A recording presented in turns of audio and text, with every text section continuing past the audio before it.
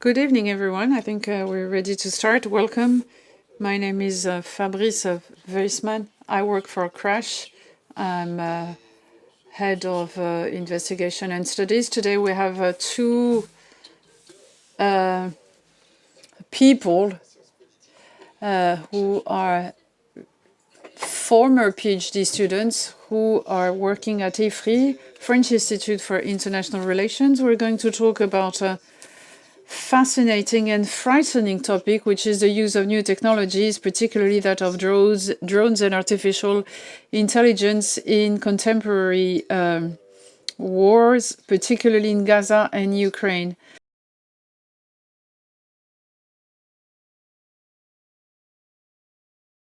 I'm very pleased to introduce you to Amélie.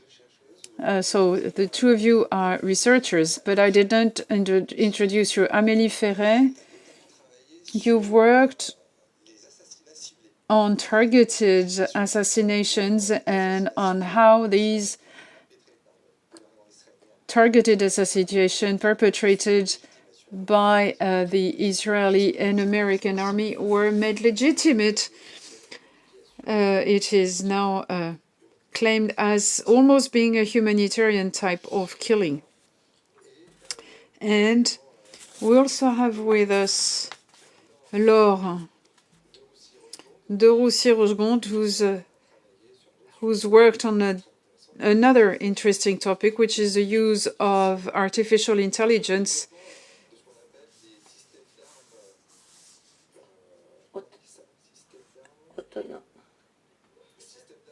lethal autonomous weapons,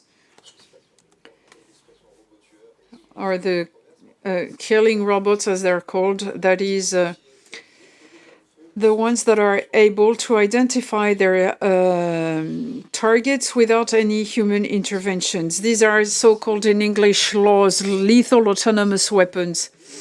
In Politique étrangère, last fall, you published a paper explaining how drones and artificial intelligence were used in two specific conflicts where MSF is present, that is Gaza and Ukraine.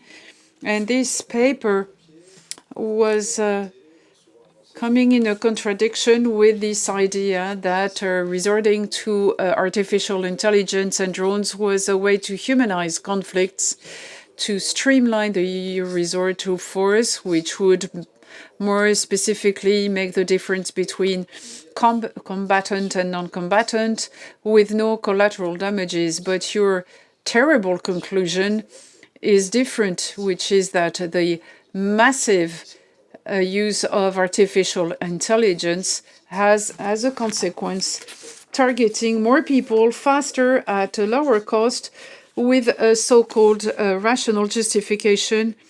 And therefore, your conclusion is calling for a regulation of artificial intelligence.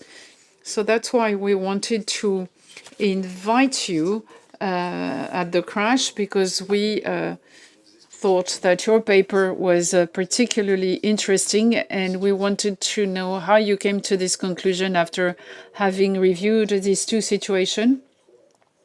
You'll have to speak in the microphone. We'll start first with Gaza, and then I'll take over and we'll talk about Ukraine and regulation matters.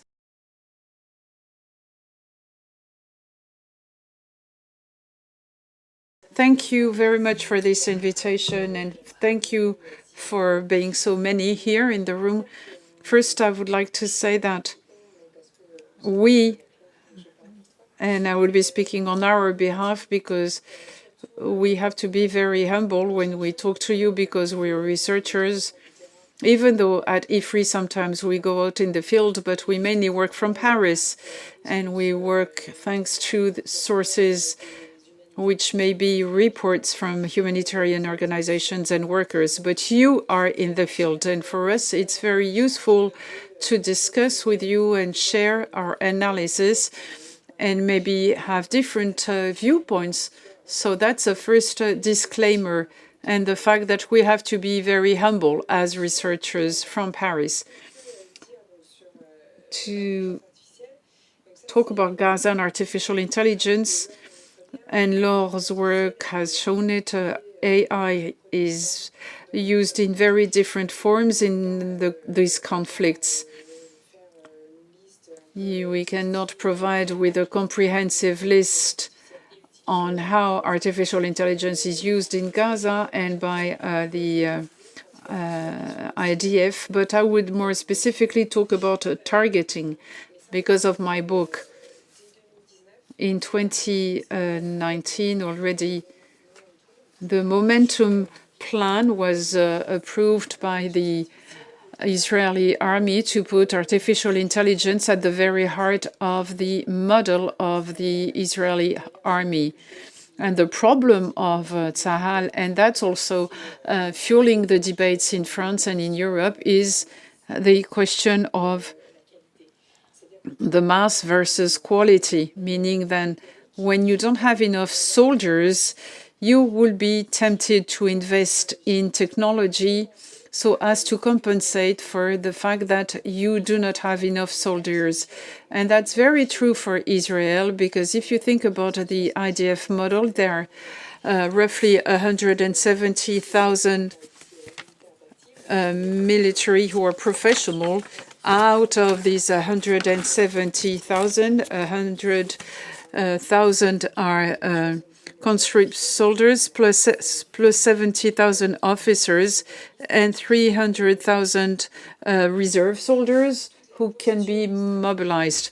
So the whole Israeli strategy is we are a small country, and if there is an entry in the country, unlike Ukraine, we cannot fall back and then organize a counterattack. So in our strategy, we need to have preventive attacks. That is, we will be striking before the enemy will strike. So we strike first. And artificial intelligence was considered as a way to accelerate this strategy.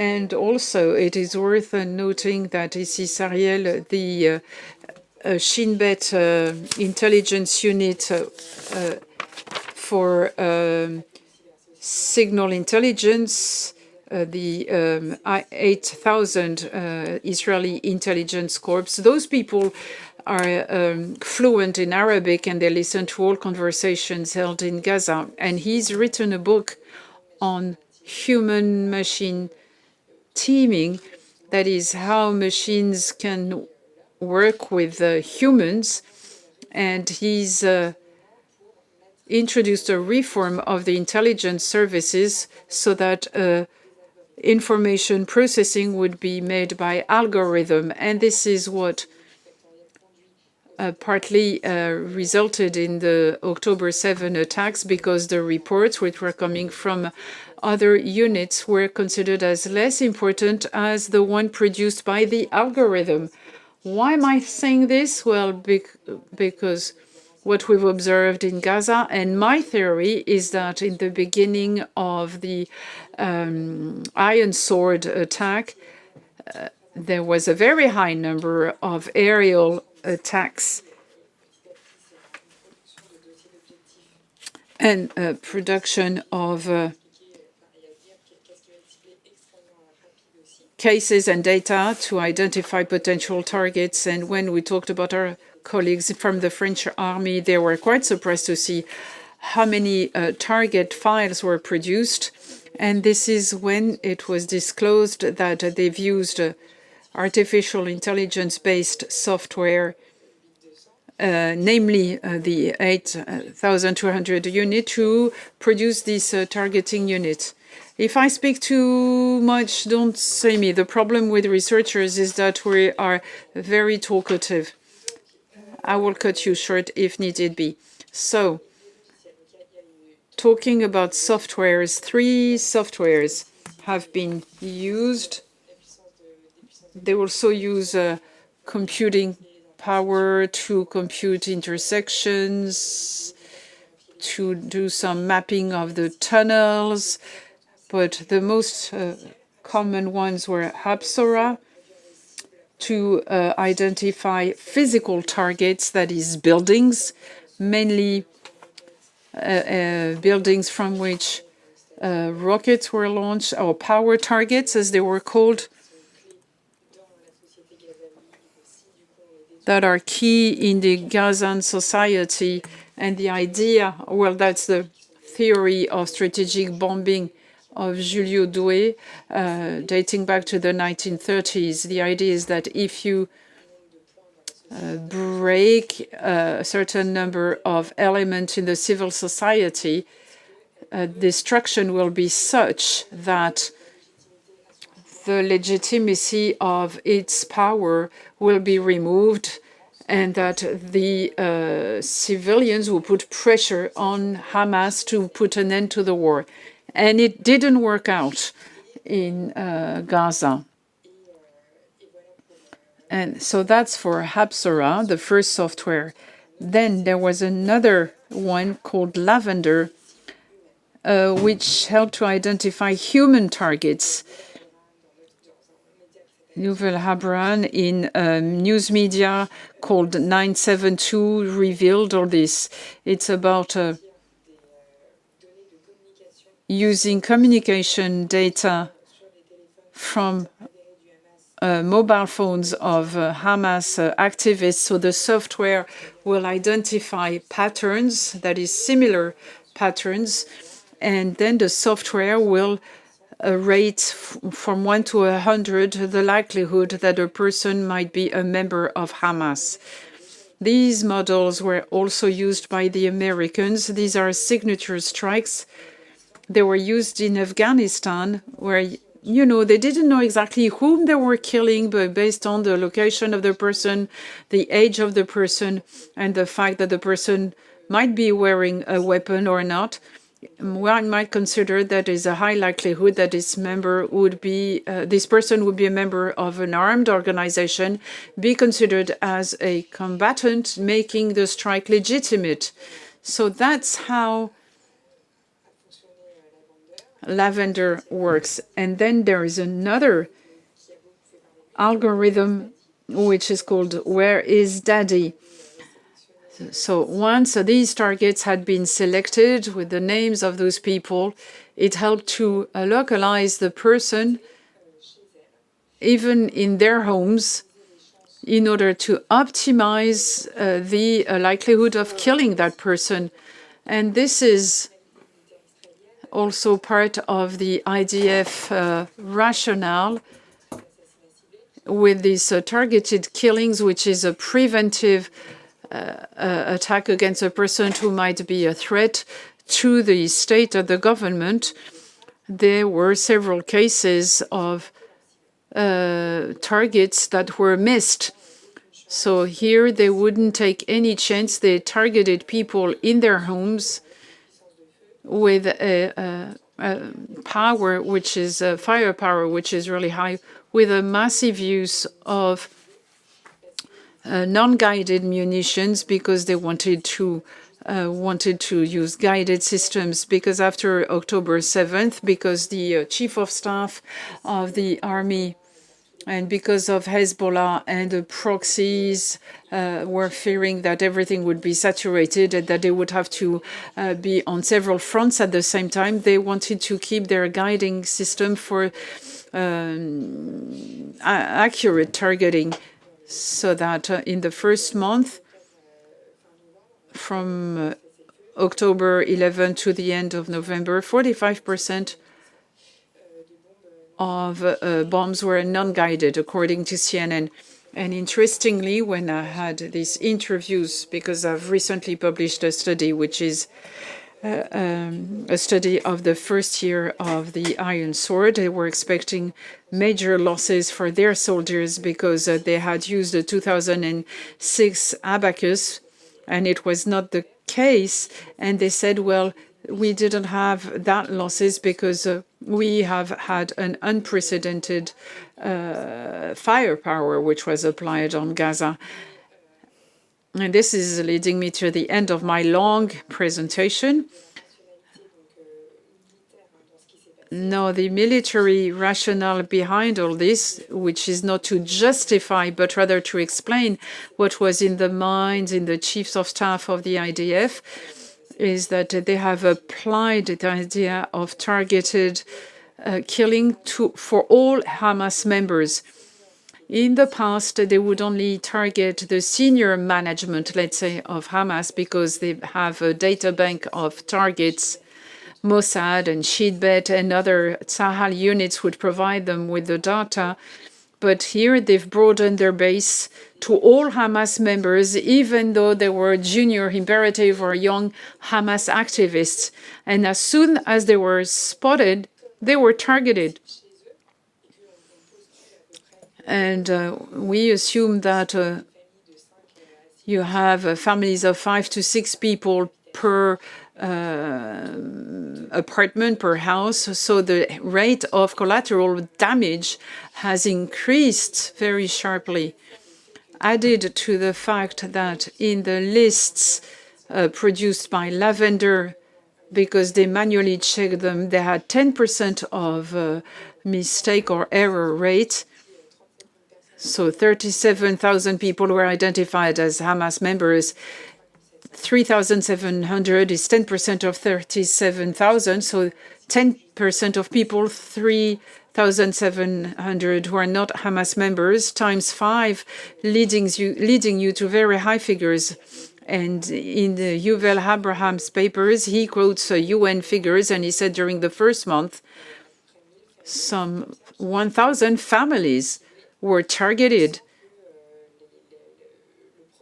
without the analysis and data processing and checking on how robust were the data leading to the fact that person would be connected to Hamas was checked and verified.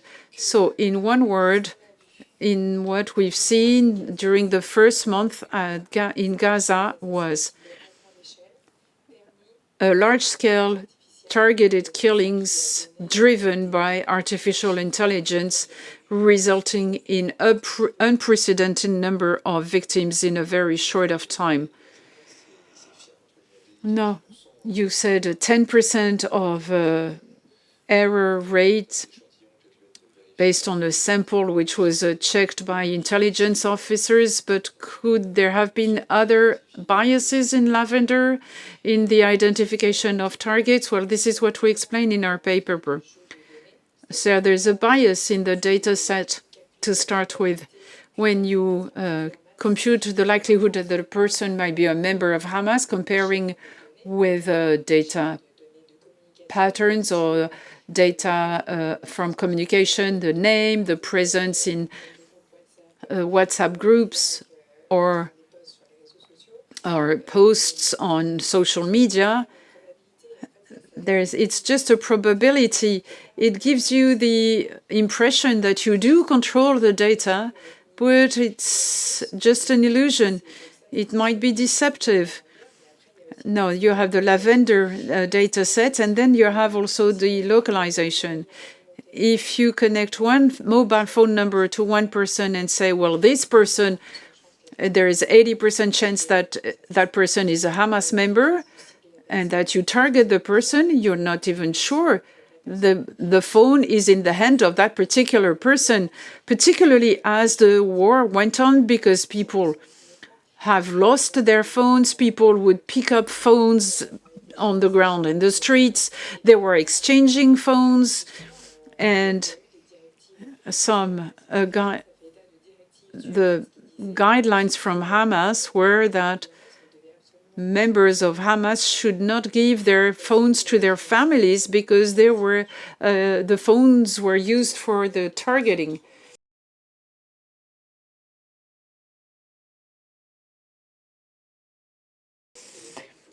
Another thing that you mentioned in your paper is how artificial intelligence estimates the collateral damage, the number of victims of collateral damage.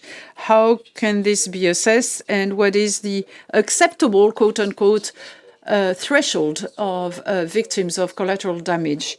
So that's for proportionality. Proportionality is a principle in international humanitarian law, justis ad bellum and jus in bellum. So jus in bello, which means depending on your anticipated military objective.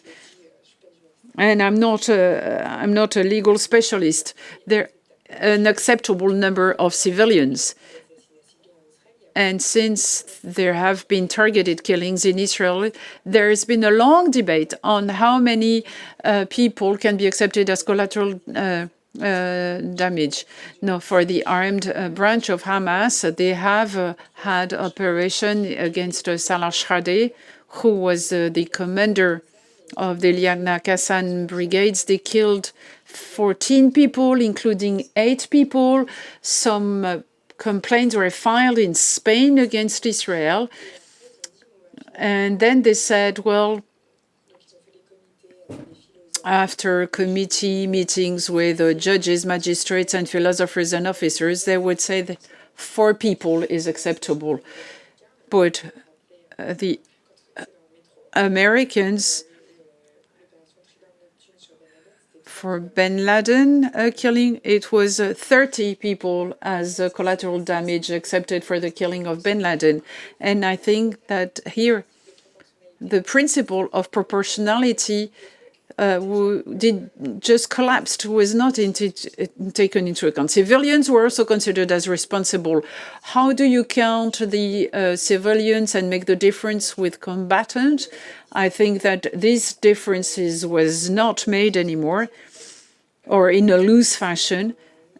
And they said, well, if even it's a very small level, low-grade activist, he will be targeted. Too bad for the civilians around him.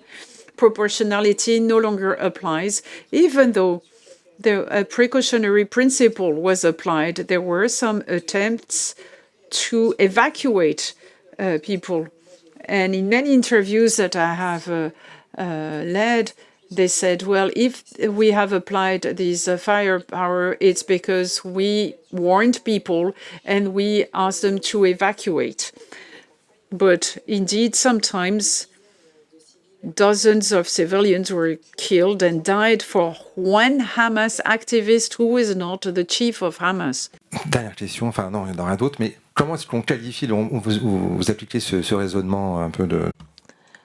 How do you apply this reasoning of humanitarian law when it comes to proportionality, and how legally can you qualify the fact of anticipating the death of 30, 40 people for the killing of one combatant or one militant? Are they considered as intentional death, and does it fall under the accusation of war crime? Well, respecting proportionality is a war crime. Then proportionality is criticized both by the military and the humanitarian world as being too loose a principle. Because how can you judge or evaluate the military importance of a given target? It is complicated. So what judges do, and what the Israeli army does as well, they work with other armies and their legal departments. Every year they organize workshops. Also, they work with the French and the British on cases of targeting to be in line with the notion of proportionality. Because then when you go before the court, you can say, okay, this is what I apply in terms of proportionality, and it's very similar to what other Western armies do. But this whole reflection on the principle of proportionality totally collapsed. You might say that the fact that proportionality is a loose principle makes it easy for the armies to appropriate it. Another point about proportionality, well, this is controversial, but often it is said that in international humanitarian law, you're not authorized to kill civilians. But it's not true. In some specific cases, you are entitled to kill civilians because of the proportionality principle. It's a law by exception, but that's how they manage to deal with it. And so many people are erased from the calculations done to count civilians as victims. And then in France, for example, we spent lots of money for very precise, accurate missiles, like middle-range missiles developed by Amélie, in order to precisely comply with the international humanitarian law and in order to be as precise as possible in the targeting. But what you see in Gaza and Ukraine, faced with the firepower, the sheer firepower, the number of targets processed, and the cost over time, I find that the European defense industry totally changed its mind and is drifting away from the idea of producing technologies that spare civilians to the benefit of having more effective systems. So it will be interesting to see how the principle of proportionality changes in the coming years.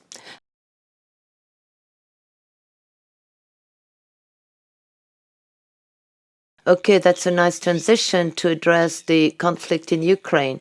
So how is AI used there? And tell us more.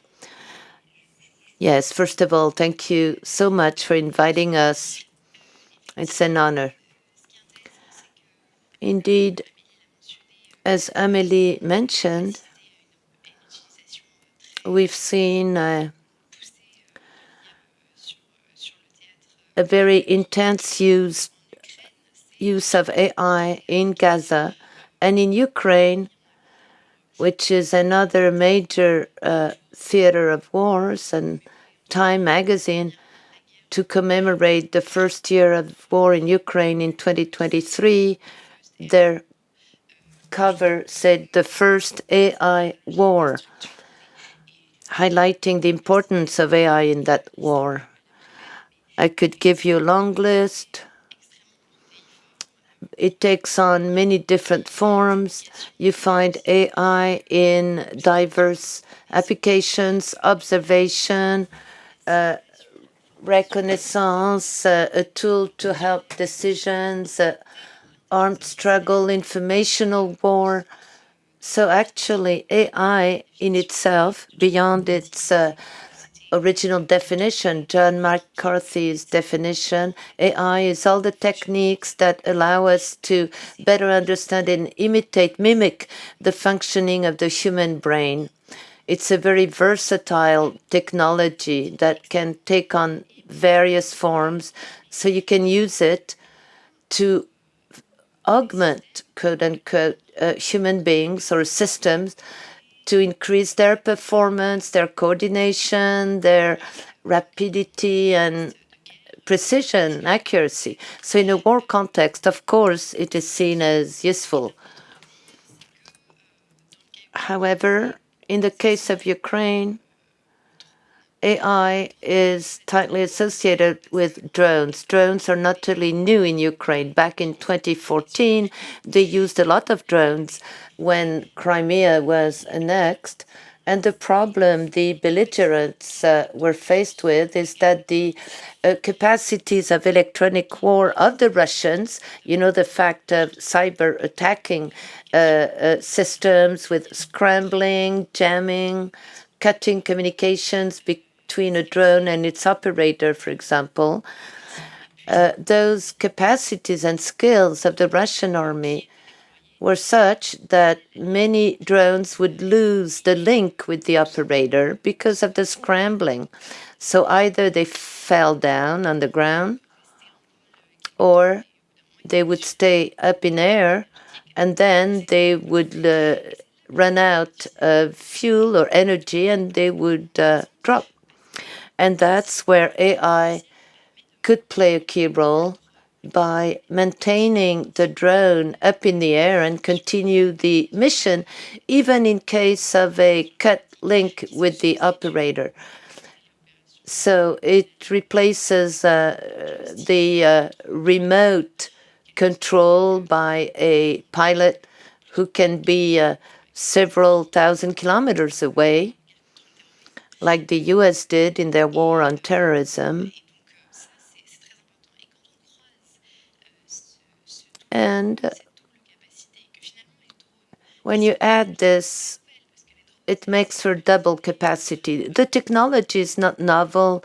Drones existed back in the 70s and 80s or during the Korean War, but they were only for intelligence and information purposes. They started carrying weapons in the years 2010 during the war on terrorism. When you combine AI and drones, drones become sensors, which they've always been. They also become effectors because they're carrying explosives. And you can combine the two. You can have a drone getting information, intel from the ground, and on the basis of that information, they feed the decision made on the effect they should have. So it's a sort of real-time decision-making loop device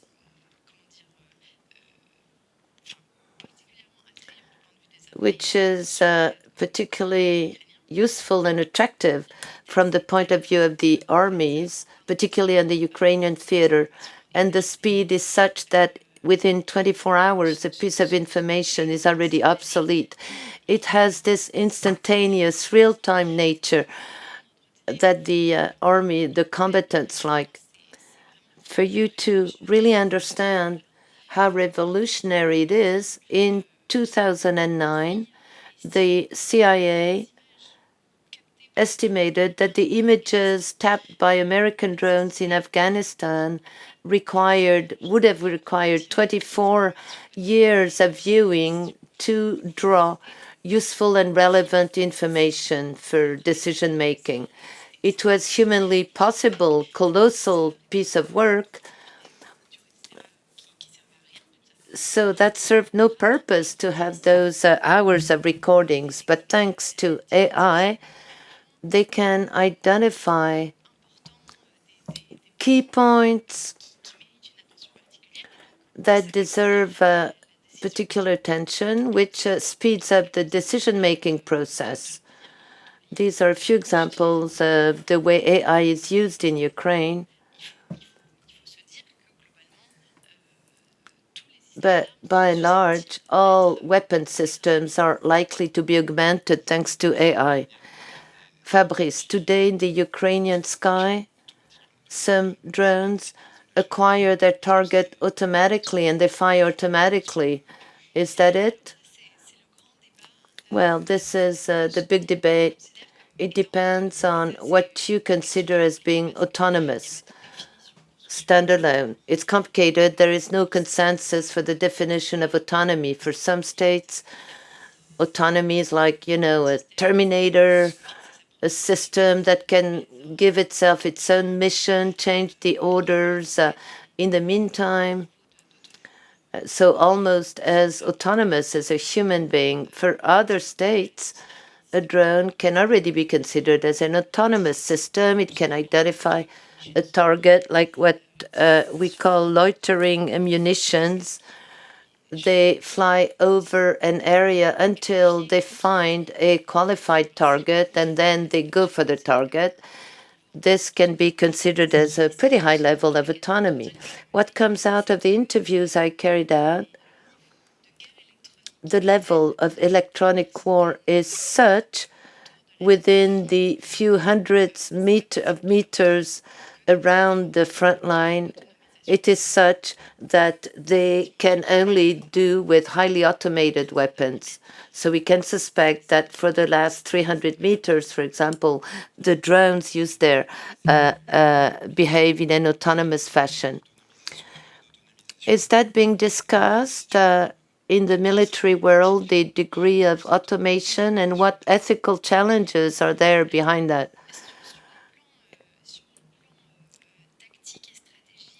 Tactically and strategically, some questions can be raised more like technical questions. Strategically speaking, there is a reflection going on the centralization of the decision-making process. In an army, the decision should be made at the strategic level and then trickle down to the various lower levels, all the way to the tactic level. But here you have a sort of micro decision-making loop where the general staff is far from the decision. It's a level of decentralization, which traditionally is not seen as efficient, military speaking. Now, from the ethical point of view, and it struck me during the interviews I conducted for my PhD dissertation, the combatants that are the most exposed to a lethal risk and those that are also the most likely to give death, those are the foot soldiers, they're the most reluctant and they're the most shocked by this idea of autonomous weapons. They would tell me giving death is something really serious, grave. There is a moral burden attached to it. So it's not just anyone who can do that, particularly if you have no conscience. It becomes unacceptable. The price to pay is insomnia, lack of sleep. There is a whole literature on post-traumatic stress when you've been a soldier and you had to kill.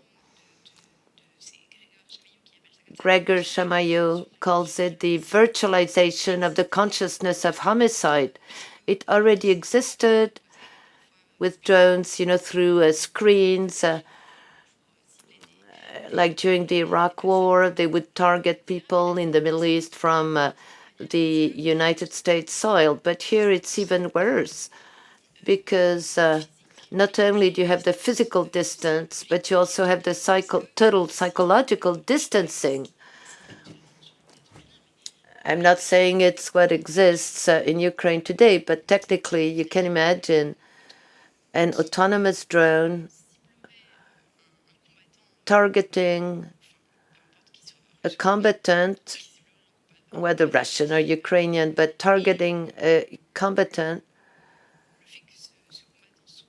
and the fact that the combatant would be recorded in the archives of the army in question and be killed, the concrete responsibility would not be borne by anyone in a way for his death. Fabrice, what's the difference with a landmine at the end of the day? I was asked that question often. It's a good question. For me, the main difference is that a landmine, it's automatic. I agree, it's just as unacceptable, morally speaking, but a landmine, if you put some weight on it, it explodes. That's the principle. But with drones, autonomy helps you to decide to kill or not. And everything lies in the or not kill. This level of decision and delegating this decision to the machine, that is problematic. For the opponents, like there was a campaign, Stop Killer Robots. They say it violates human dignity.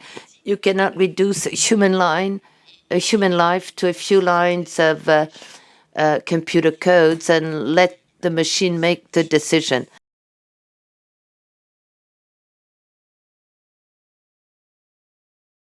What data sets do the machines use, or what do they feed the machines with to train the machines? And do you have high-tech companies that we can use, some vendors that are part of that? Prior to the beginning of war in Ukraine, there was a great deal of expectations on AI applied to the military, but mainly technological demonstrators and prototypes. What was lacking for all that to become reality was operational data. Very few armies had sets of operational data, even if recently some armies like the US or France in another way, Israel a great deal, of course, and they didn't have problems with their operational data.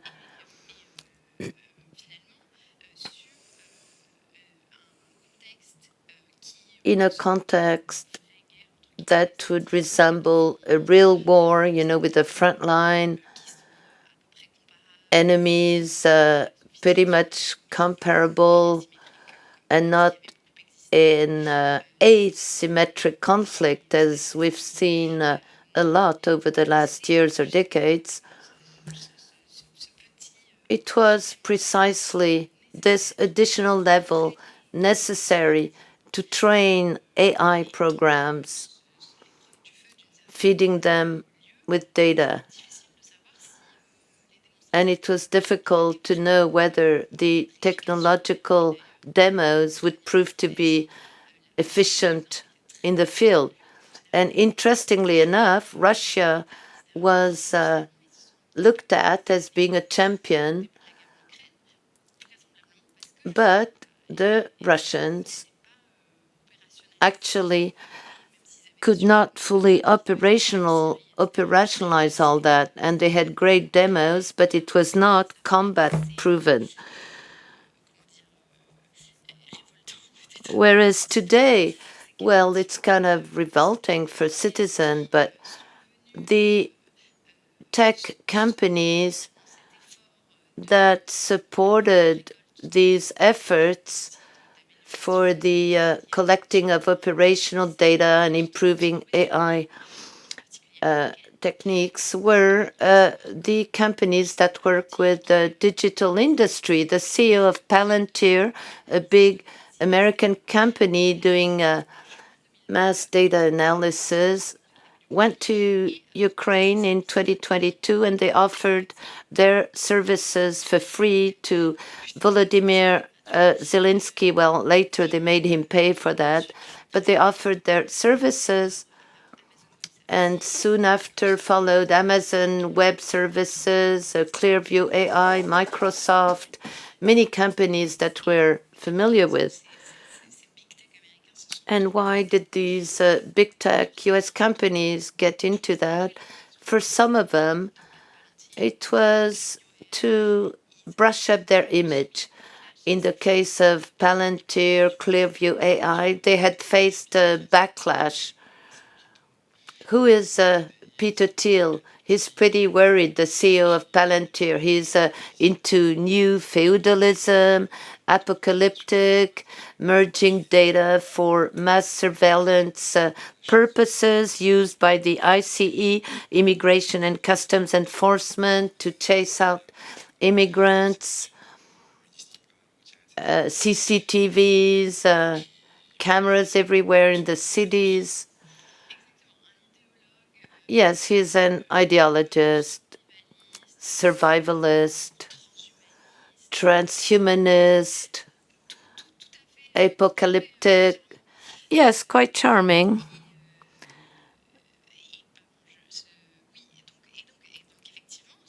So indeed, these big tech companies had a bad image. They were suspected of getting into mass surveillance. So it was bad for their business. This deteriorated image was bad for them. So coming to the rescue of Ukrainians, that was a good selling argument. Second value, they were looking for operational data that became a gold mine for companies. And the last value they found in that was for marketing purposes. Very soon after the beginning of the war in Ukraine, in armament shows like Eto Satori and others, we saw Ukraine proven systems. It was a sales pitch. It's combat proven. It's been used in Ukraine. It's valid. So buy our super state-of-the-art products.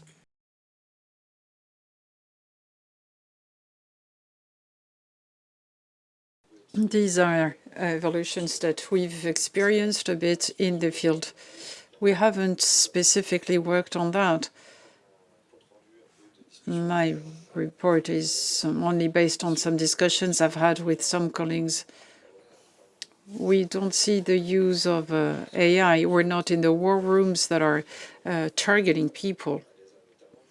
But in Gaza, what we've seen was intense bombings and shellings.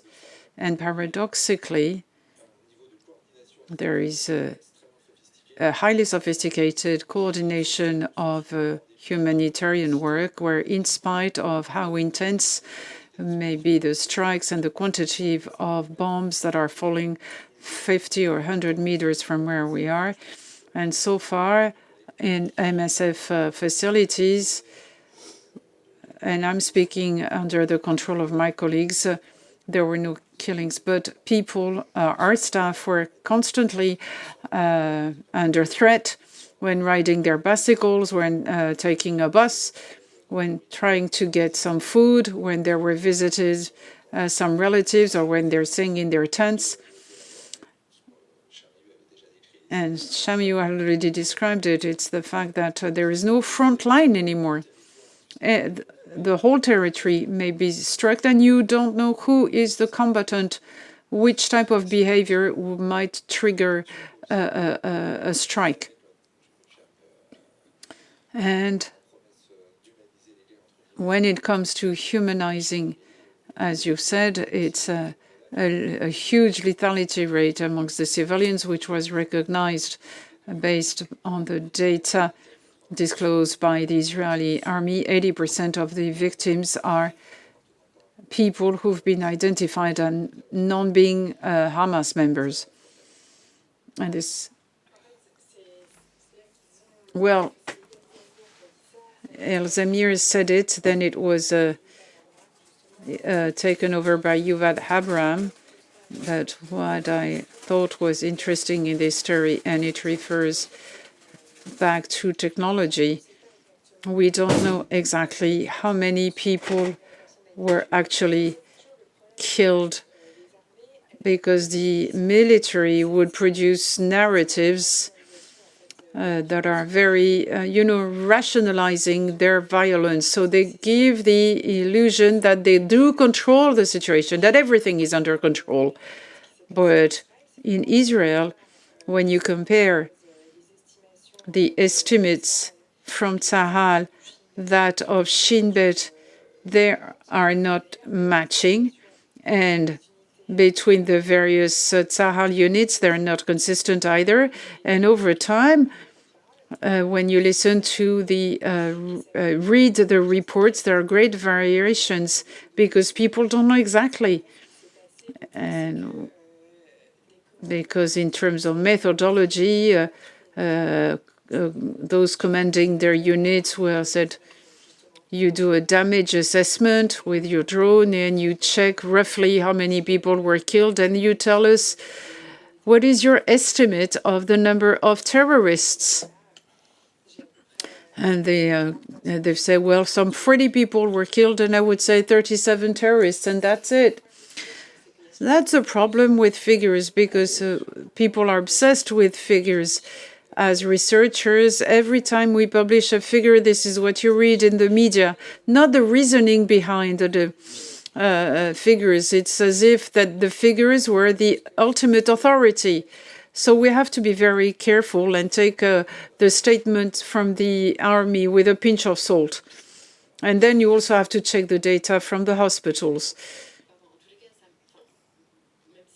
And even though it's not exactly IDF recognizing such a high number of victims, it goes to show that proportionality was not respected at all. IDF does not fully recognize it. There was one statement from which we could have deduced is that 83% of civilians, but at the same time, they're constantly reporting and saying that their ratio is 1-for-1, and that it's the clean in history, and that there are many there is quite a variability in the number of their statements as to the number of civilians who were actually killed. Now, carrying on with your experience beyond Gaza, the drones are something that we have observed quite a lot over the last years.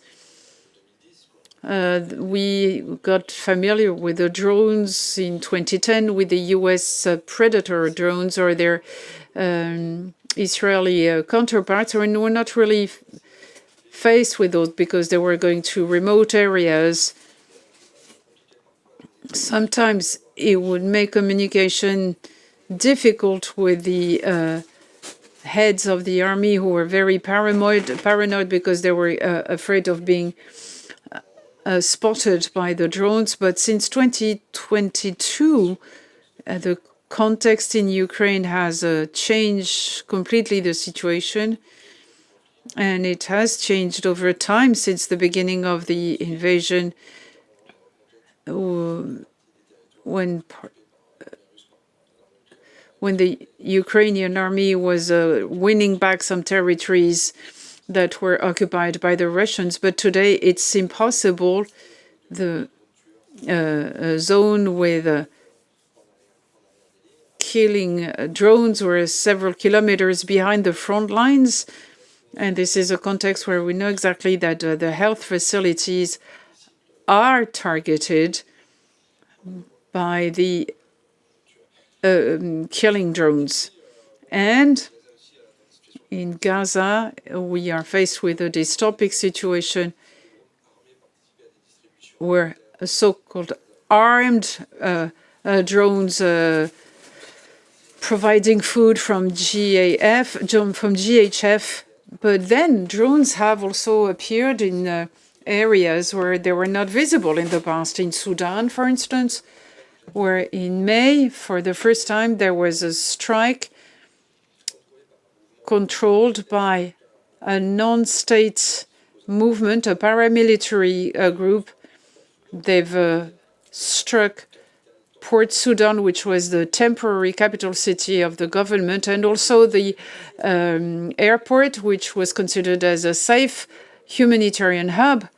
But now they are within range of these missiles. There was also in El Fasher, drones were used against IDPs, but they were also using their own weapons, but it didn't really change the way they were targeting the civilians. Drones were also visible in the Sahel region. You know, the conventional drones in the hand of the army and others in the hands of armed groups. And in Haiti, where police in Haiti, with the support of a security consultant or Eric Prince, they have militarized drones. And now these are not targeted killings of gang leaders, because the latest strike happened during the birthday party of a gang leader distributing gifts and presents to children in the neighborhood, causing a high number of casualties. And I'm not talking here about drones driven by artificial intelligence, even though it may happen. So it means that for us, you know, as old-timers at MSF, we could be safe from the front line when we're far and remote in the back, so to speak. Today, even behind the front lines, you are under threat almost on a permanent basis, and it makes us more vulnerable. The democratization and more affordable drones for surveillance or for or weaponization of drones are exposing us even further.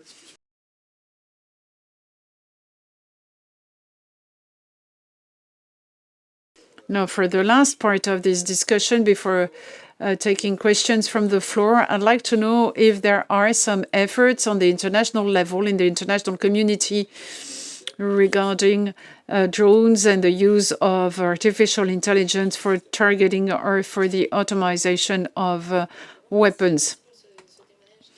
Thank you for this very interesting report about the situation of MSF. We often hear about how combatants are exposed. A journalist of Le Monde was killed by a drone in Ukraine recently. We don't know whether this drone was AI-driven or not. No, any efforts regarding regulation? Yes, there are some attempts that have started some 12 years ago. There is a coalition of NGOs set up in 2012 and launched in 2013. So the campaign to stop robot killers, where you have Amnesty International, Human Rights Watch, you know, the usual human rights defenders. The problem is that they have great difficulties in producing a binding legal text. There was first a debate at the Human Rights Council upon initiative of France. France was the first state putting this on the table within the international arena. Then it was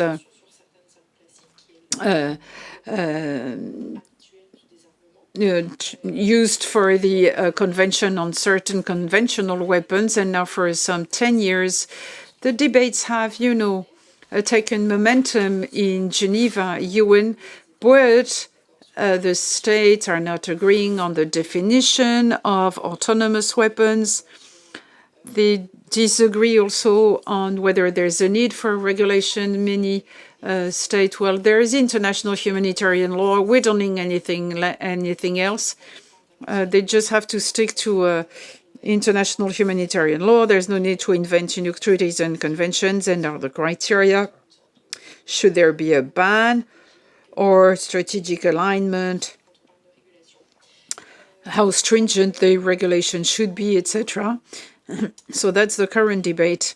And that's why the activists against the autonomous weapons are saying that it would be more favorable to discuss it within the framework of the UNAG, because it's not a consensus-based decision, just like for the convention. And the majority of states are in favor of the regulation of autonomous weapon, except China, the United States, Russia, and a few other countries when it comes to disarmament. So either at the UNGA, so then it would be like the ban on nuclear weapons of 2017. It would be a standard or treaty with a symbolic value, with little effect, because the big states developing artificial intelligence would most likely not comply with this standard or framework agreement, or create an ad hoc convention, just like the Oslo or the Ottawa Convention for cluster bombs and APLs. And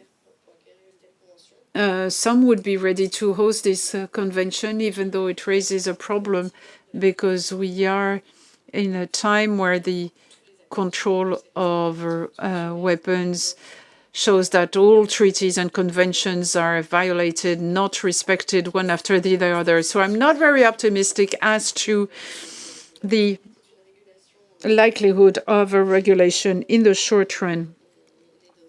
And unfortunately, we are in a context where maybe it is the end of these wars, that is Ukraine and Gaza.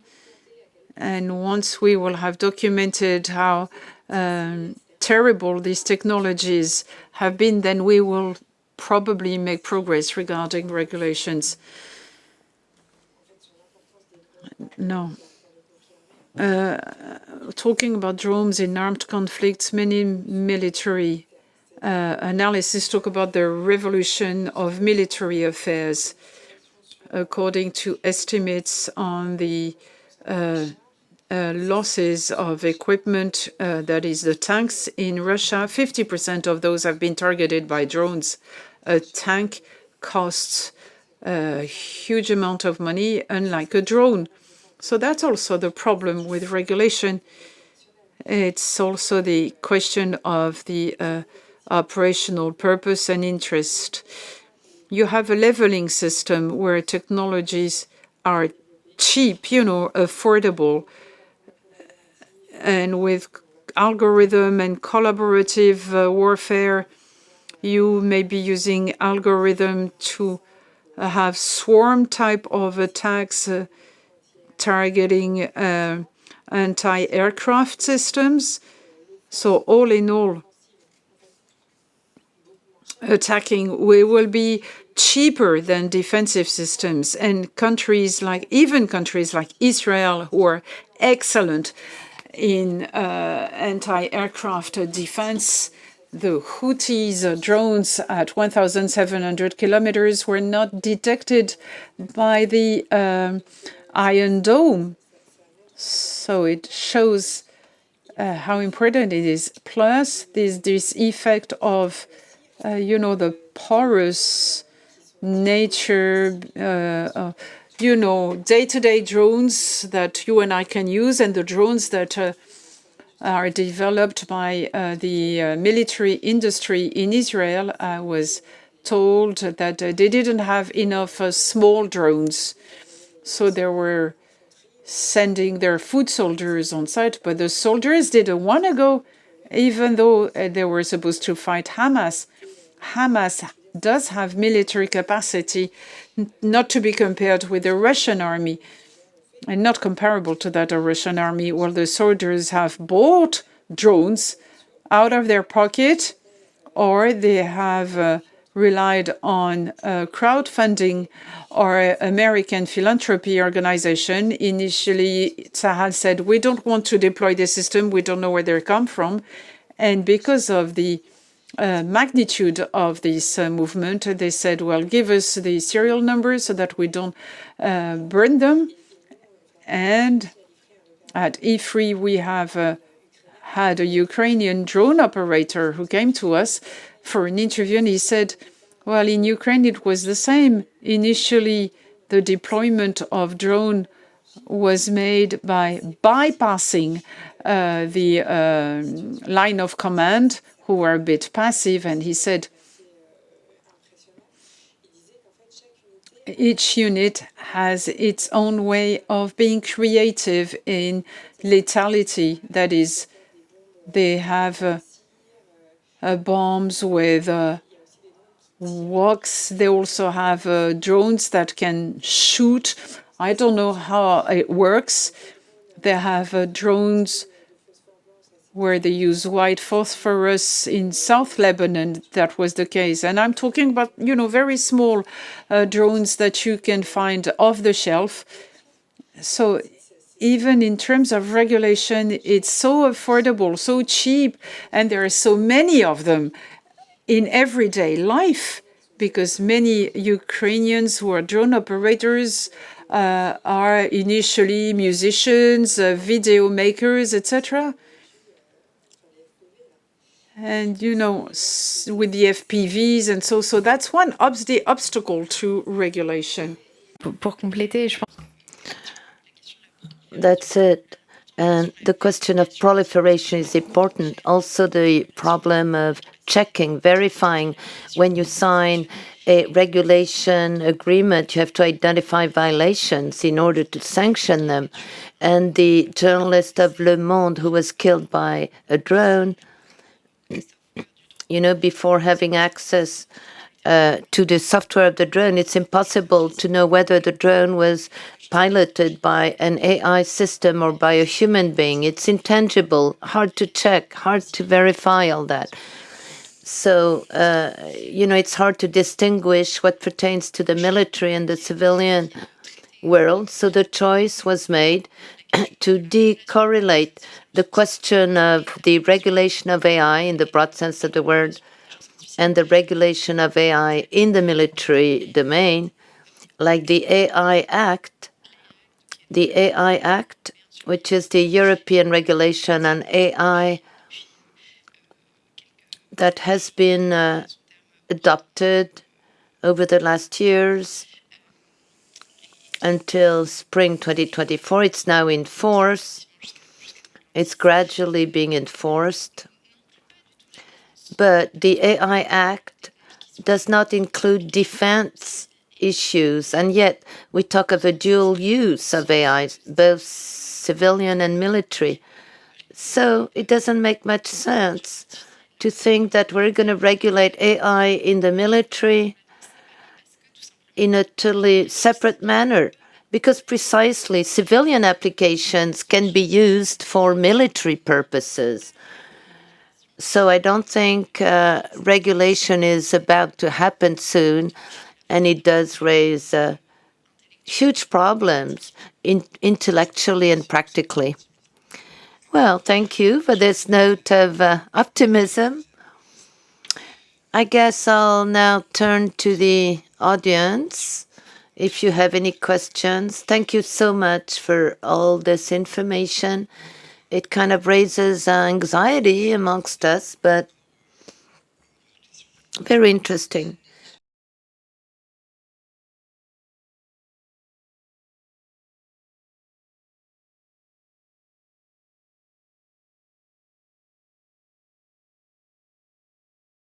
My name is Anne. I work with a foundation supporting MSF. I'm very happy to be here. One question about the accusation against the Hamas, accusation by Israel, that they use civilian populations as human shields. I wonder whether it's correlated with this thing about tolerance towards civilians, turning back the accusation around the Hamas for being responsible of civilian casualties. And then a text by Kunt Henders called Hatred. I'm sure it's something you've seen. You know, we can do without hatred as long as you can kill people remotely. So it's almost an ethical economy. The soldiers don't have to hate their enemy to kill them. How do you correlate this with the military theory? That text dates back to the 60s. We might take a second question. My name is Ronnie Broman. I'm a member of CRASH. Many thanks for these very interesting presentations. I'd like to go back to the targeting software packages that you described. I was struck 3 weeks after the beginning of the war, early 2024. I was struck by the enormity of destructions in Gaza. We're all appalled. Gaza is totally razed down, obliterated. And this is in contrast with the notion of targeting software that theoretically should limit the material damage.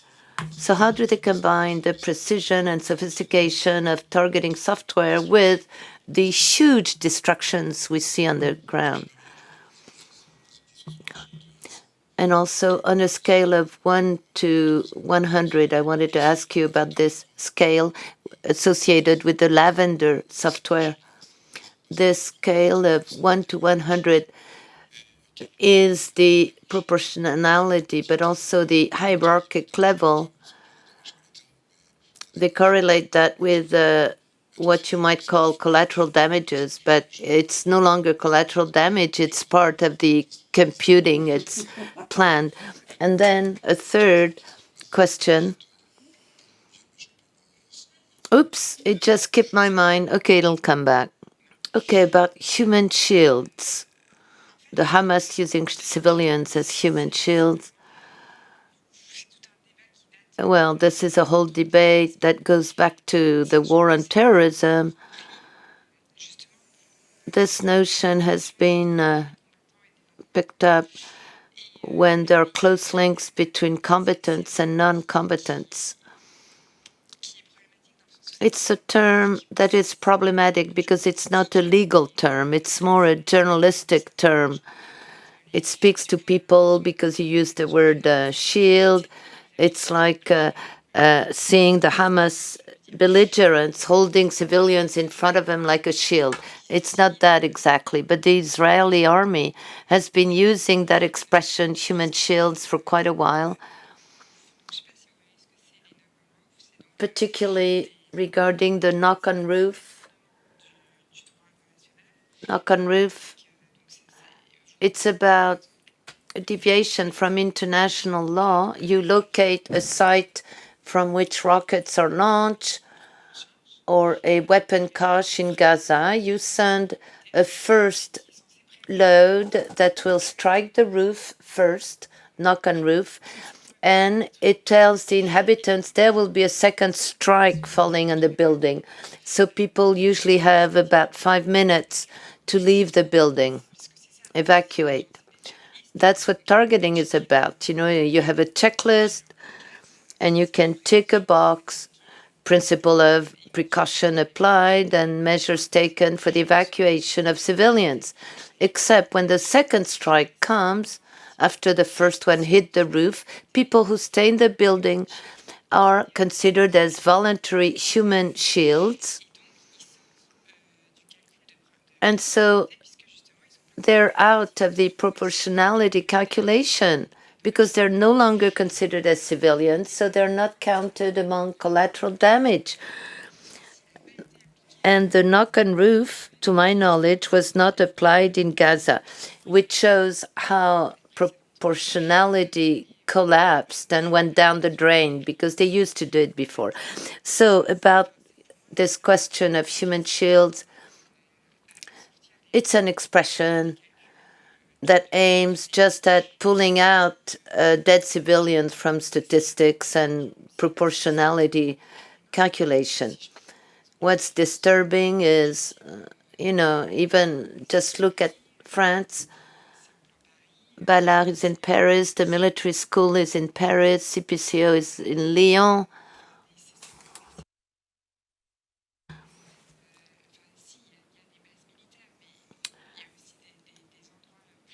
Well, there are military bases, but there are also key military structures that are set among or in the midst of a civilian environment.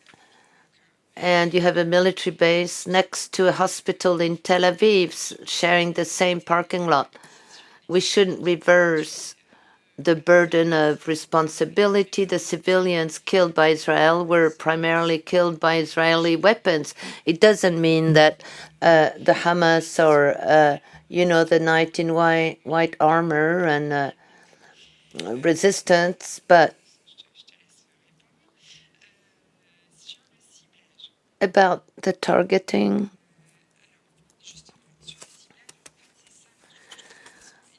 I find that interesting, and it's something I came across when I conducted my interviews last April. There were many questions about, is it a genocide, what's happening in Gaza? I asked myself the question, should I use the term genocide? It was not really self-evident at the beginning, given the high degree of polarization and disinformation. So when I conducted the interviews, I understood what the officers were telling me, tactical movement, how they go about it, firepower, firm defense. I mean, technically speaking, I understood their language, and no one told me my aim is to kill all Palestinians. But some soldiers did say that. There were many posts on the social network, social media. It's been documented. But when it comes to high-ranking generals, no one told me my secret aim is to kill all Palestinians. However, I noted that military rationality darkens or hides the consequences of such actions. What does it mean, apply firepower on a building? And it's pretty much the same thing when it comes to targeting. thanks to the machine, there is a level of unprecedented precision. You could tie thousands of names to GPS coordinates, and hence it was possible to guide bombs towards these coordinates with the illusion of full control. And this was at an unprecedented level. So 70% of buildings are destroyed in the Gaza Strip. And the targeting did not only concern people. All the high towers in Gaza were brought down so that Hamas wouldn't have a view over a neighborhood, a whole neighborhood. But they explained to me also the coordination of fire. And we've seen that with the French army is watching that with interest, how they managed to get their troops move forward on the ground while doing airstrikes and without having friendly fires. It's a problem they had in Lebanon. And so there was a great deal of distrust between the army, the land soldiers, and the aerial army. They calculate the proportionality or the probability of a building to be used by the Hamas. They destroy it, but if they destroy it too early, the Hamas can go back in the ruins. And if you destroy it too late, you endanger your troops on the ground. And they managed to reach that level of coordination thanks to the computing power and geological data they injected in their algorithm to calculate what type of building they should destroy, where would the rumble fall, etc. So for me, accuracy targeting is not antithetic with the level of distraction. It shows that AI is the game changer because with that, you can rationalize the destruction made. And this is unprecedented. And then rationalizing targeting during World War II, there were bombing campaigns like over Italy. The American forces would classify the sites they could target or not. It's always been a practice, and it was less precise, and the destruction was massive also. I don't know if what I'm saying is very clear, she says. To add to that, precision versus destruction, we do see the consequences of AI in that, in terms of rationale, it was very much used by Tzahal. They would claim all that was calculated, and it means it was legitimate. That's one of the main dangers with AI techniques. People consider that those algorithms and applications are necessarily rational, hence acceptable, which can be discussed. What's crazy is to see the level. Tzahal communicated on the fact that before using AI, they could identify some 50 targets in the Gaza Strip. And after they started use AI, they could identify about 100 targets a day as opposed to 50 a year. It's totally crazy.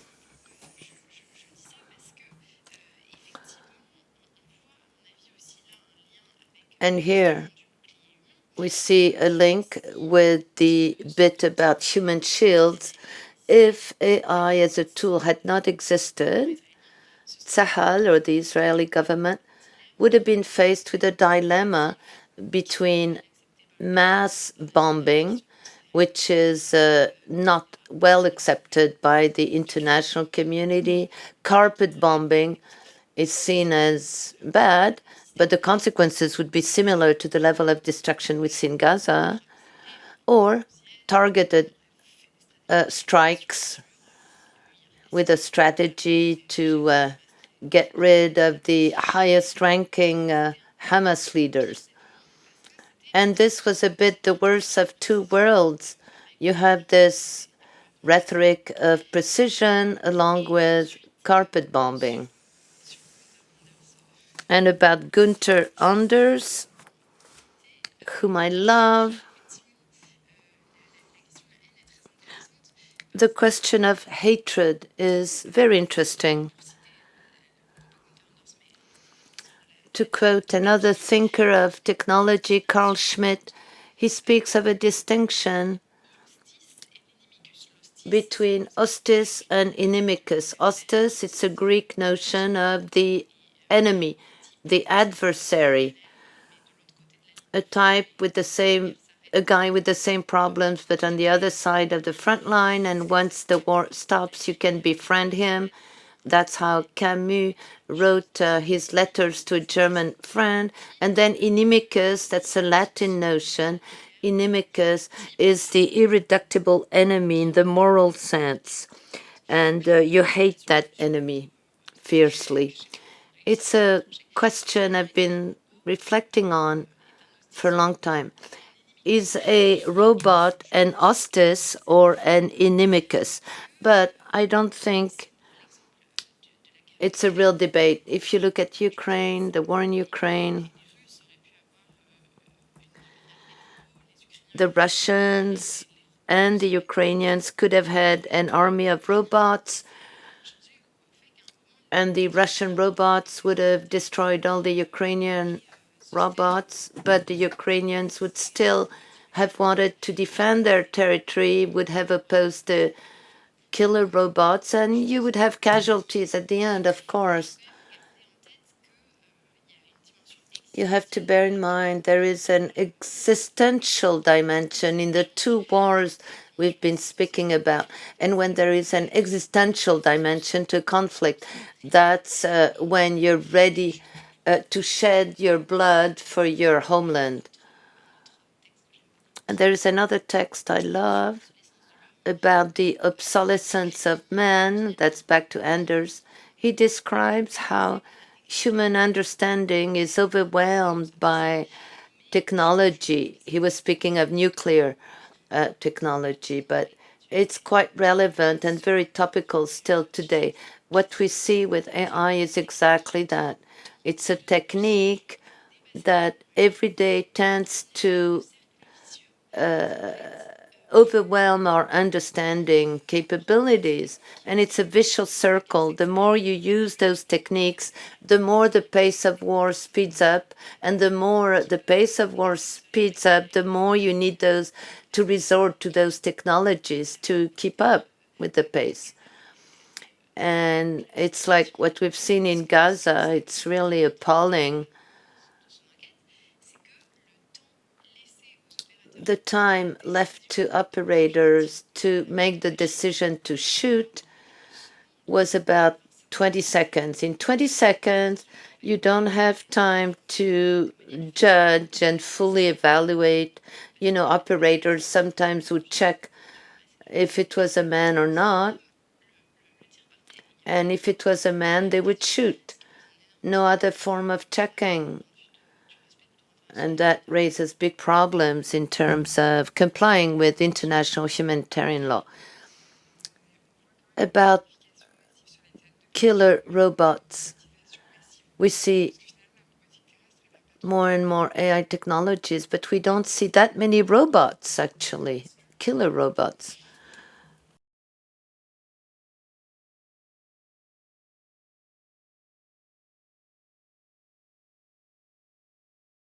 There is a question from Emma Roberts. How can we imagine revising the principle of proportionality so that it would be more accurate and better adapted to, or adjusted to the AI evolution? I don't think it should be suppressed. It's a good principle, that of proportionality, because it's a principle of compromise. You cannot ask the military, the army, to stop shooting, because otherwise they say, well, we don't care about your standards and we'll do whatever we want. But it shouldn't be undermined a compromise. Anita Crawford in the United States.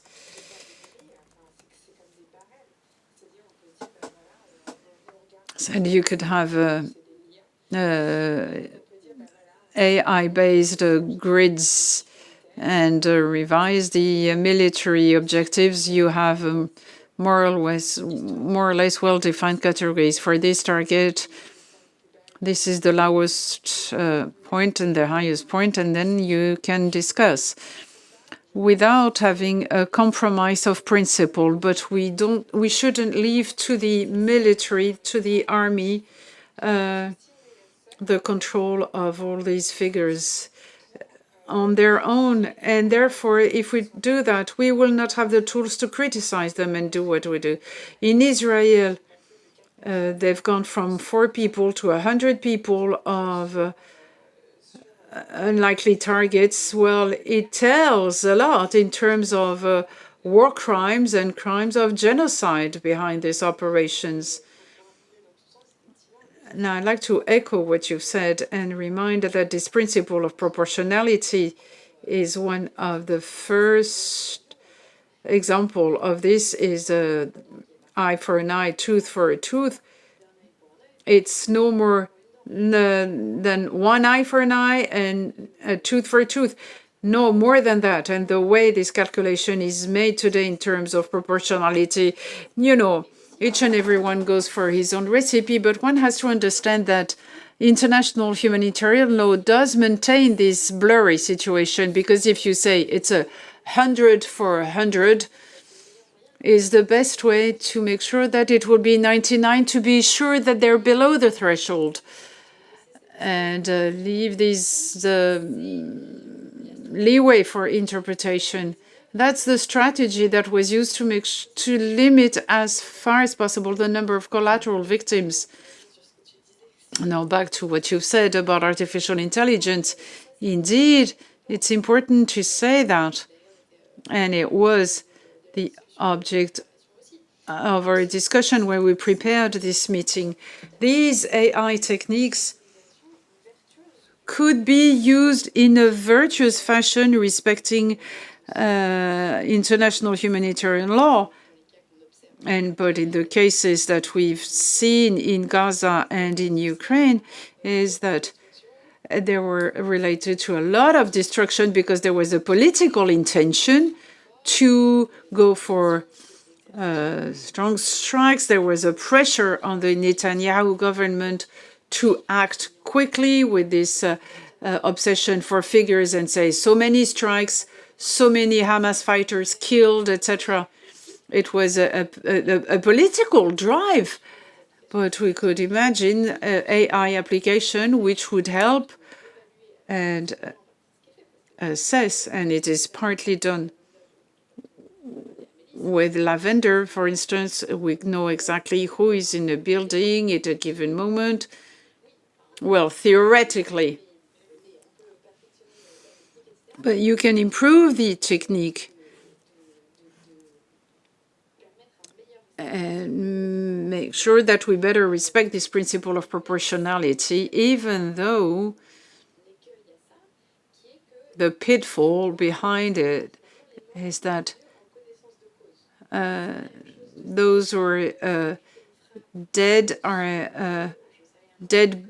Well, we know the cause. It's not like striking a school because there is a possible important military advantage, and that 95% of the children and the educational staff was evacuated, but there are only 5 teachers remaining in the building, and I decide to strike. But the fact that you have 5 people remaining without knowing exactly who they are, well, we might know who they actually are.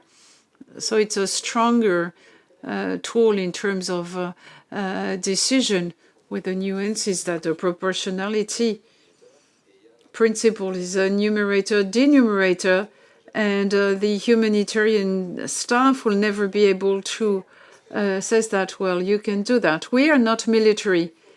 I think you have to encroach upon that. It's not up to the military to have the monopoly of assessment. We do not have access to classified data, but there is a lot of data being made public. And there are some files that are declassified. We will never have access to the accurate evaluation for Iran. For instance, no one here in this room can say whether the nuclear reactor have actually been fully destroyed or not.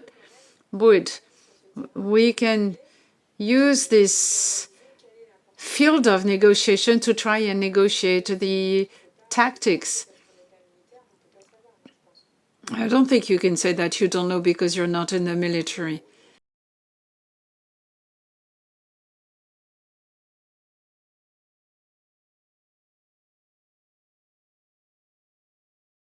Julien Dufour. Thank you, Amélie, Laure, and Fabrice, for this conference on very interesting topic. A question to Laure regarding Ukraine. Any example of drones that could be driven by AI, the Shahed or Jihad drones? What about their range? Have you heard about FPV drones, GI, driven by AI? And does AI have favorite targets, let's say moving targets like soldiers wearing their uniforms, or ambulance, or military vehicles, or fixed targets? And when it comes to autonomous drones, do you find them in the 25 kilometers range or strip of the front, or would these remotely guided drones have a greater range of attack? It's a comment rather than a question.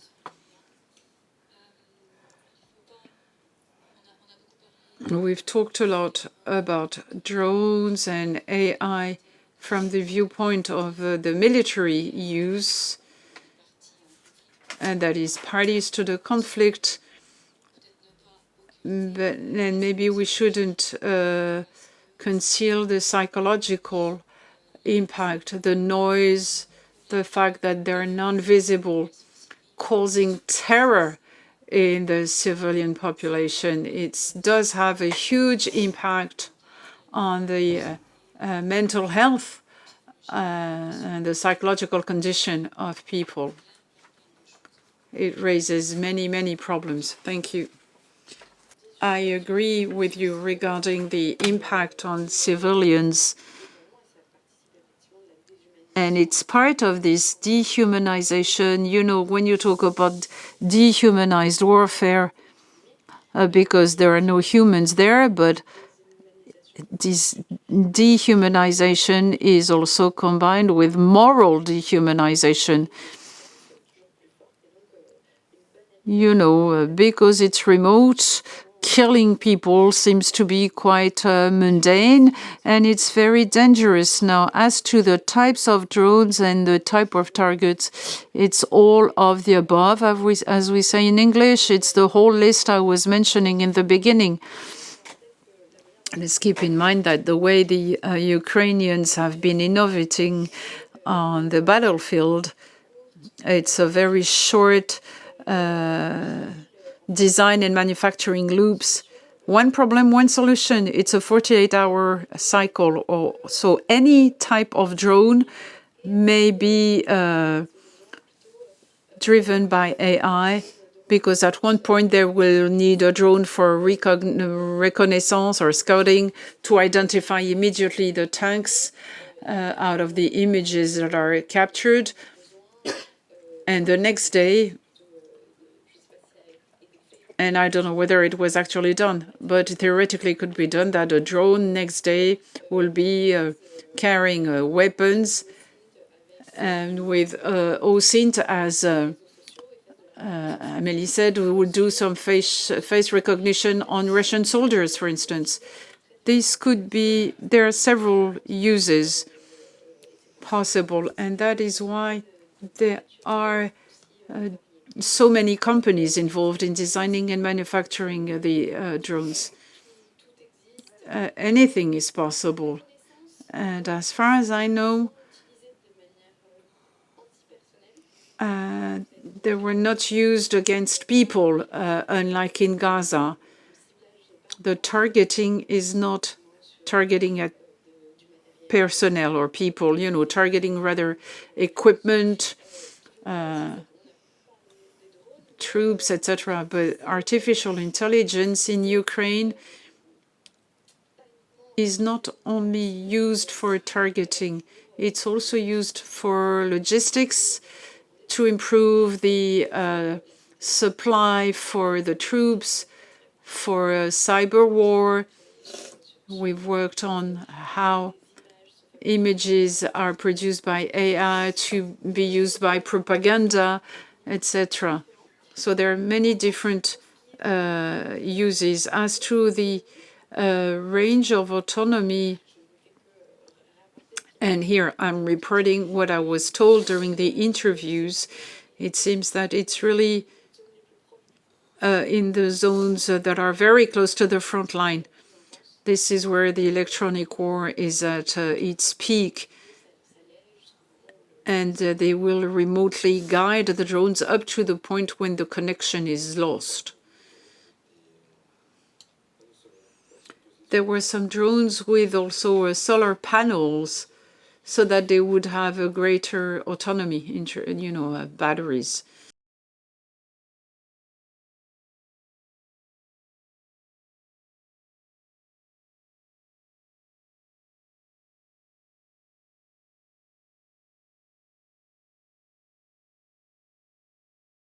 Thank you.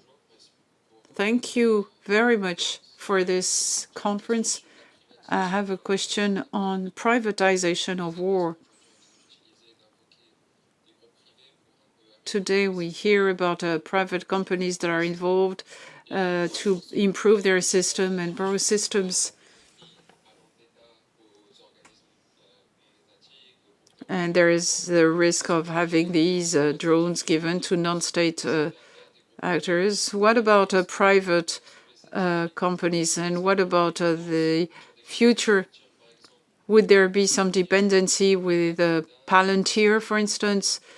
Would that have an impact on the influence of states and the power of governments? What about the power relations between states and these big tech companies that do have a comparative advantage with their artificial intelligence?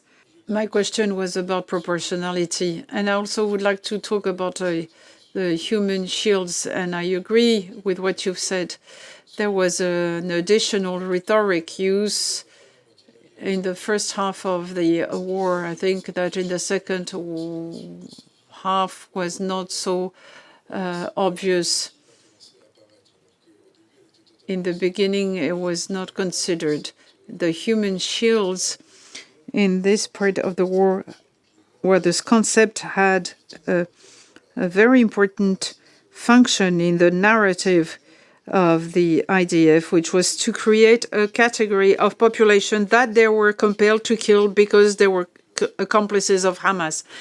So there was another category in Gaza. So there were the terrorists, those who were supporting them, and the human shields, who unfortunately had to be killed because they were, it was said that it was because of Hamas. So it's a very interesting narrative from IDF. It was also stupid to show these Hamas soldiers who were showing their breasts to be killed, while it was used in the West Bank. The most caricatural use of human shields was on the Israeli side. So that was a side comment. My question is about the proportionality. It seems that part of the Israeli doctrine is based on the proportionality principle of Hayad, that is this village in South Beirut, which was completely destroyed. Heisertkot was the chief of staff at that time. And because of what you said in the beginning, there is no actual strategy on the side of Israel, and proportionality is non-relevant. It might be acceptable in Ukraine, Europe, and elsewhere, but not for them because they live on a given strip of land with no depth. So their principle of proportionality is replaced by another principle, which is that of disproportion. That is, this is what is going to help and silence activists and any intention of, claiming against that. This principle of non-proportion was considered as a strategy by the Israeli army. Yeah, you made a point into the population divided into three sections, and this narrative, it's a way to make the immunity of civilians all relative. Yes, we kill civilians, it's sad, but we have to. You really have a point there. About the Daria doctrine, reality is complex, isn't it? You have several attitudes on the part of Israel. You have the Daria doctrine. That's the idea of a disproportionate response. You restore the deterrence of Israel by showing that any use of armed force against Israel will lead to retribution at a very high price, which is deter the enemy to use armed force. But with Israel, it's also about the purity of weapons. I forgot how they say it in Hebrew, but the Israeli army, it's also a doctrine of precision. They can do both. Initially, when they targeted Iranian scientists working on the Iranian nuclear program, they were extremely targeted and precise. Even in Gaza, there were times of disproportionate response and also times when they targeted exactly the leaders of the Al-Qassam brigade. They felt it was sufficient to appear as, to entice to deterrence. But then there was a collapse of this deterrence policy with the idea that if they didn't respond strongly, it might show that they're weak in the eyes of the Hezbollah, the Houthis, the Guardians of Revolution in Syria and elsewhere. So they changed their rhetoric. I wouldn't oppose the two, but the Israeli army does either one or the other. Alternatively, which shows that their approach depends on their tactic interpretation. There is a military rationality that they use in their resort to force. To add to that, it's very important what you're saying about the resentment that comes with that disproportional response. And Robert Pape, that Amélie mentioned, said that this idea of disproportionate response or collective punishment, it doesn't work. We've never seen populations turn against a tyrant because of that. There was a poll, I remember, at the end of November 2023, at the very beginning of the war in Gaza, about the popularity of the Hamas in the Gaza population. Before the Iron Sword operation, the rate of support of Hamas by the population was about 27%, and at the end of November it went up to 76%. So it's just the opposite. The population supported Hamas more and more, and then they will want to take revenge. Michael Walter published a paper early December 2023. He was talking about the trap of asymmetrical war. Yes, the Hamas had trapped the Israeli government with the massacres of the October 7th, and then finding refuge in Gaza, knowing there would be many civilian victims.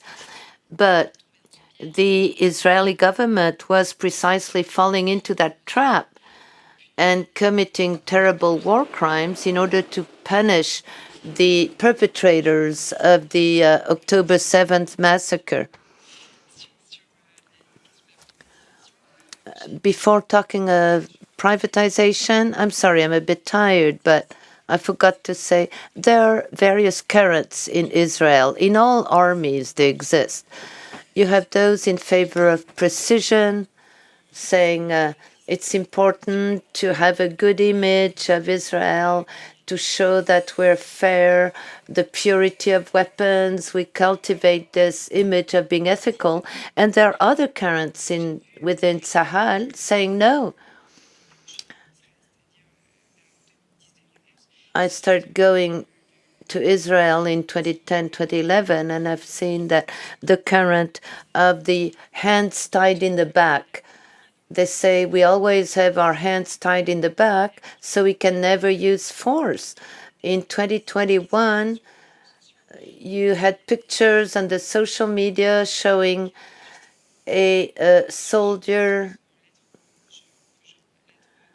He stopped there with, in blood red letters he had on his chest, "Free our hands." Like Israeli soldiers were victims because their leaders would not let them use force to the full. So when their hands were untied, it's what happened after October 7th with the collapse of proportionality. And when you hear Trump revisit American history, saying, why did we lose in Vietnam and in Afghanistan? It's because we had too many constraints and we couldn't use our firepower to the full, so we had our hands tied in the back. And the Secretary of Defense, the U.S. Secretary of Defense, I don't know whether you heard that speech. You have to. He explains, Peter Heck said that the American army has to dig further into the culture of lethality. Army is there to give death. We shouldn't be afraid of that. We shouldn't be afraid of destructive power. That's the kind of rationale they're coming up with. I would see it as two types of approach that can be justified. One approach, we want to restore deterrence. I conducted many interviews, and Edward Luckvack was quoted a lot. He's a strategy thinker. He comes from Eastern Europe but lives in the USA. He wrote a paper entitled Give War a Chance. In that paper, he writes, if we still have a problem with the Palestinian conflict since 1948, it's because we never let Israel use all its military power to the full. Had they done it, they would have crushed the Palestinians, they would have won, and there would be no conflict anymore. And he attacks the United Nations in that paper. So there is a whole school of strategic thinking in Israel that thinks along those lines. And there is another strategic school. No, in order to win, we have to harness precision and the purity of weapons. So they totally disagree, those two currents. I fully agree with what you said. And this rhetoric of human shields aimed at exonerating the Israeli army, faced with people violating humanitarian law, why would we have to comply with it? That gets on my nerve, of course, because on the one side you have an armed terrorist group with a sterile debate, is it terrorism or not? But anyway, they were proven guilty of atrocious war crimes, even crimes against humanity. But on the other side, you have the army of a pseudo-liberal democracy, a signatory to the Geneva Convention, that is supposed to comply with the international order. About privatization, yes, we're at a time of a shift. We see that with Amélie in our daily work. In many respects, first, we see a military switch of technology with big companies, tech companies working in Ukraine, and others like Google who were reluctant to work on military issues. They had a policy of non-lethality or whatever, along the lines of do no evil. But now they totally shifted. They want to work with the Pentagon. Mark Zuckerberg followed suit, and so on. But the industries of defense are disturbed by that because now they're not the leaders when it comes to innovating in defense. They're faced with the competition of digital actors. And what about the role of the state? A number of defense companies are rethinking their offers, and instead of selling weapon equipment within a heavy duty program, what is valuable today is not the hardware anymore, it's the software. And so they're reflecting on a rental model. Like the French state would rent a number of weapon systems, which is a major revolution when it comes to the industrial and technological basis of the French army. And then, big question, who owns the war data? The state would say, we do, the state does. I tend to agree with them because it's French military who would be sent to the front. But the industries say, no, we own it because we get all the data in our systems and we train our AI systems with these data. I don't know who will win that battle, but it says a lot about this phenomenon of privatizing war. Fabrice, well, many, many thanks. You shed light on the matter, really. It was very interesting. We understand a bit better the dystopia we live in. So let us thank our guests.